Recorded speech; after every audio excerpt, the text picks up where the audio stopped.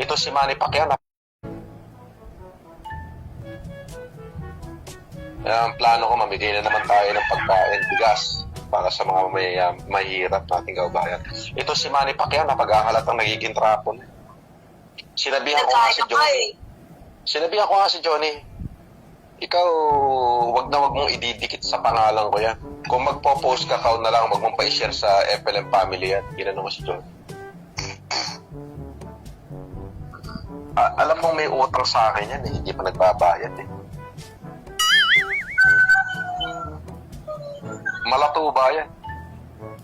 Si Manny. $30 million ang utang sa amin yan. $30,200,000 US. Wow. 2018 yun. That would be $1,700,000,000. Ano ng tinapay? Oh, Consistent of what po yun? yung Matisi 5. Construction?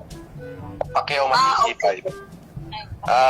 Pinromote niya mag-isa, nangutang siya sa amin. Complete, nakademanda yan. Lalabasan na nga ng warrant yan eh. Ginamit na yung pagka-senador eh. Ayun. Alam ni Yama yan. Nakita ni Yama yan. Nangako sa amin na titriplehin yung pera namin pagkatapos ng Matisi 5. Pagkatapos ng fight, niha-niho, wala. Kung hindi mo pa i-demanda, hindi pa sasagot. Grabe. Malupit din pala ang pag-uugali nun, ano? Oo. Tapos mamimigay ng tigli 500 sa bawat tao. Pagpapapila ng 1,000 tao. O mamimigay ng tigli 1,000. Di 1,000,000 yun. 1,000 tao eh. Magbibigay ng tigli 1,000. Sabihin mo ng tigwa 1,500 kasi may supot na grocery at saka 1,000 piso. Sa 1,000 tao nakapila, pag pinicturean mo yun, maraming tignan yun. Kasi gumastos siya ng 1.5 million.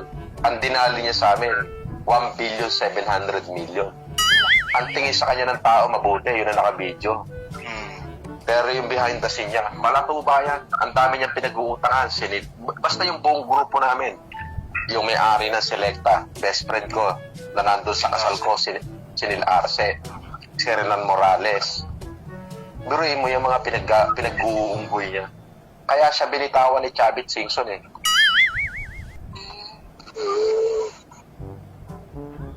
Ang lagi niya ipinangangako, may laban ako, makabayad ako agad, may laban ako, may laban. Senador pa ako, mga ganun. Biruin mo, para makabayad na lang sa amin ni Bernard Chong. Sabi ni Bernard, sige, i-endorse mo na lang yung Mobile Legend.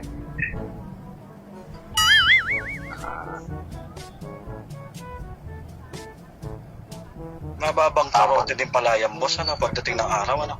Ang mayaman, si Bernard. Yung partner ko.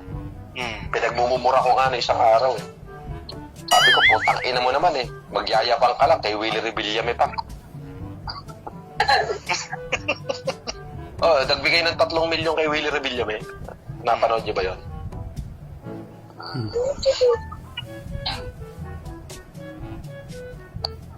Yung sa Wawawi?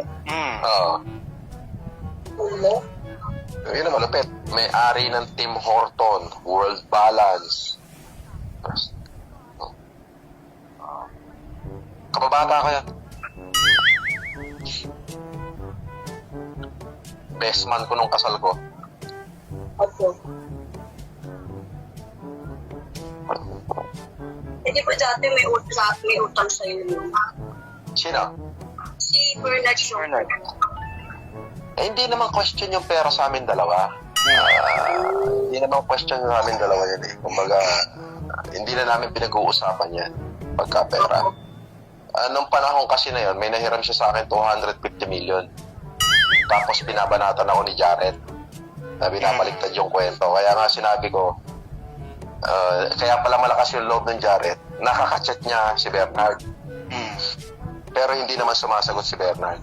Kaya nag-live ako nun, sinabi ko, puntahan mo si Bernard. At pagka sinabi niyang kanya yun, wala siyang utang sa akin, pag-uuntugin ko kayong dalawa. Napanood ko yun. Ngayon, itong unang pamilya, nagpapadala ng emisaryo sa akin. At